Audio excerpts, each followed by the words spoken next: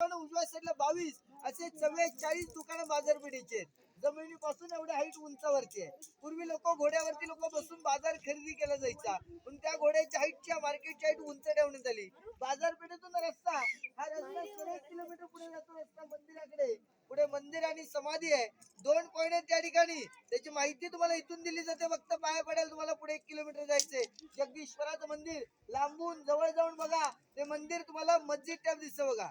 मोगलांना वाटलं पाहिजे की आपलं मस्जिद तोडफोड करावं, नाही, पण या गडावरती एवढं सुरक्षित राहिलं. इथे जगदीश्वराचं, शंकराचं, महादेवाचं मंदिर, आतमध्ये शिवलिंग, शंकराची पिंड, हनुमानाची मूर्ती आहे. या मंदिरात कविभूषण उत्तराखंडातून आले. कविभूषणनी शिवरायांची पहिली भेट या गडावर, या मंदिरात झाली. कविभूषणनी शिवरायांवरती कविता केली. त्या कविते टायटल सॉन्ग म्हटलं, इंद्रजिमी जुंबपर बाडव स्वांबपर रावण सदंबपर रघुकुल राजे पवनपरी बहापर शंभरती नापर जोशस्त्र बहापर रामदुज राजे दावा धुंडपर चीतम झुंडपर भूषण धुंडपर तो मुलेंच वंशपर सेरे शिवराजे कविभूषण कविता महाराजांना या मंदिरात 14 वेळा ऐकवली होती.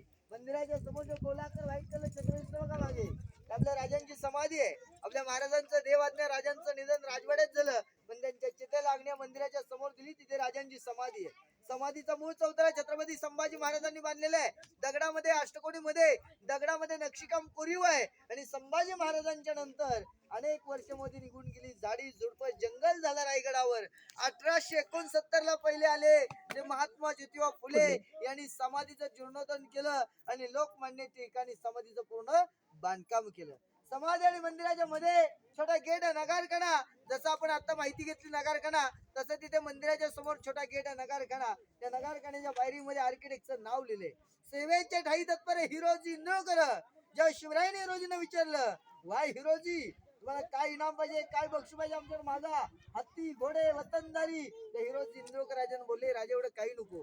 राजे, ज्या तुम्ही जगदीश्वराच्या मंदिरात दर्शनाला जाल आणि ज्या तुमचा राजा उजवा पाऊल ज्या पायरीमध्ये पडेल, अशा ठिकाणी आमची नावाची पाटी बसवण्यासाठी परमिशन द्या. ज्या ज्या तुम्ही राजा मंदिरामध्ये जाल तेथे तुमची पावलं आणि राज तुमच्या पावलाला लागणारी धूळ आमच्या नावाच्या पाठीला सदैव तत्पर राहील. त्या पायरीमध्ये नाव लिहिले, सेवेचे ठाई तत्पर हिरोजी इंद्रोकरांचं नाव. बाजारपेठ संपली का डाव्या साईडला पाऊल वाटायच्या टकमक टोकाकडे.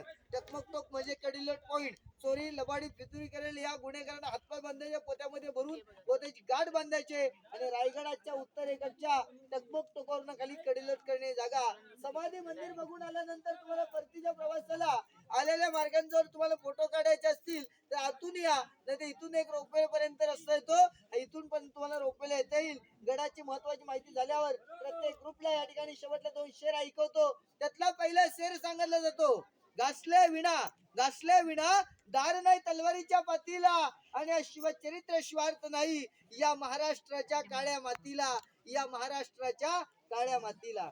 दुसरा शेर म्हटलंय की अंधार झाला पाहता दिवा पाहिजे. या महाराष्ट्राला नव्हे तर या देशाला आणि या रायगडाला पुन्हा देशाचा उंचा शोभा पाहिजे, पुन्हा देशाचा उंचा शोभा पाहिजे. बोला छत्रपती शिवाजी महाराज की